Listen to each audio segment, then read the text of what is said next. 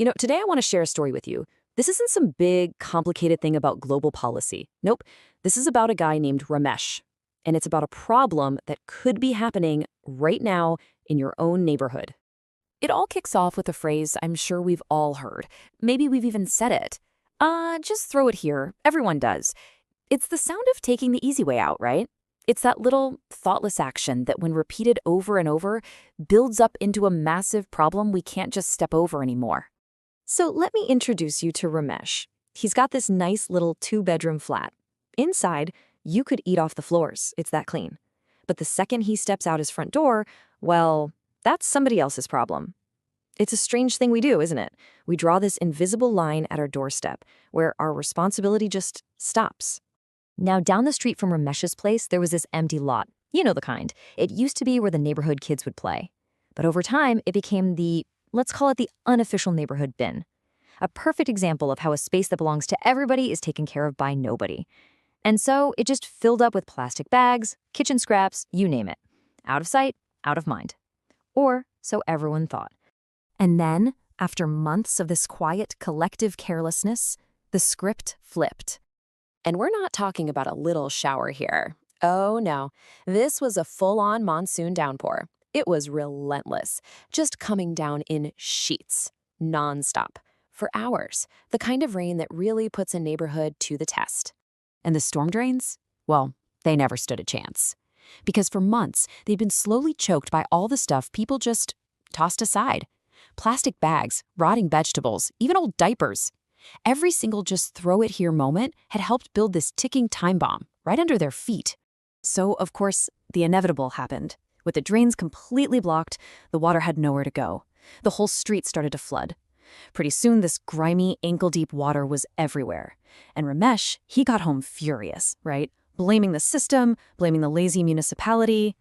But this is where the story gets really interesting. Because that murky floodwater, it wasn't just water. It was bringing things back. It was like a delivery service. So what do you think came floating right back to Ramesh's gate? Bobbing along in the dirty water right up to his front step was this very specific blue plastic bag. And on that bag was a sticker.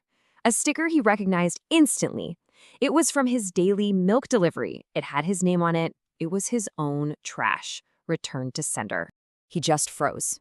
He was staring at it, and you could see the light bulb go on. He just whispered to himself, This is mine.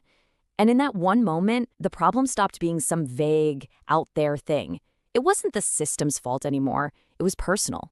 As if on cue, his 12-year-old daughter walks up next to him, looks at the mess, and asks the most simple, devastatingly smart question. Papa, you always tell us to keep the house clean, so why not the outside? Wow.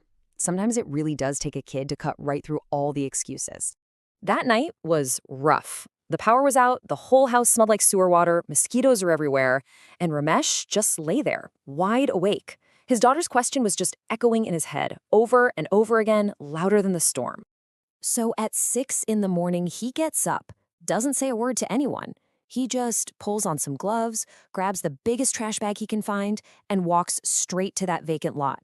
But for the first time ever, he was there to take trash out, not put more in.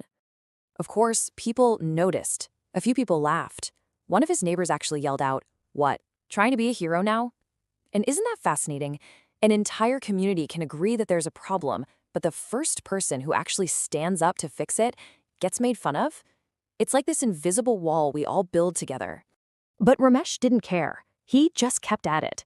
For 2 straight hours, he filled bag after bag. I mean, he didn't clear the whole thing, not by a long shot, but he cleared one corner, and you could see it.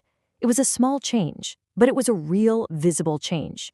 And that one small patch of clean ground, it started something, a ripple effect. The next day, that same neighbor's teenage son came out to help him. By the 4th day, one of the older uncles and a few other guys joined in. And by the end of the week, they had a whole crew working together to clear out those choked-up drains. One person's action literally transformed into a community movement. A little while later, sitting with those same neighbors, Ramesh said something that it shut everyone up. He said, the problem wasn't the municipality, the problem was my habit. And that was it. That was the real breakthrough, the moment the blame game stopped and responsibility began. So, after hearing this whole story, what's the big takeaway? What's the lesson from Ramesh's journey from just another complainer to someone who actually did something? It's this, and it's so simple. There is no away. The trash we throw out thinking it's gone forever, it doesn't disappear. It ends up in our drains, in our public spaces, and sooner or later, it has a funny way of coming right back to us. It's like a boomerang. The only real question is, are we going to wait for the flood to bring it to our door, or are we going to change our habits before it gets that far? एक कदम विकसित भारत की ओर।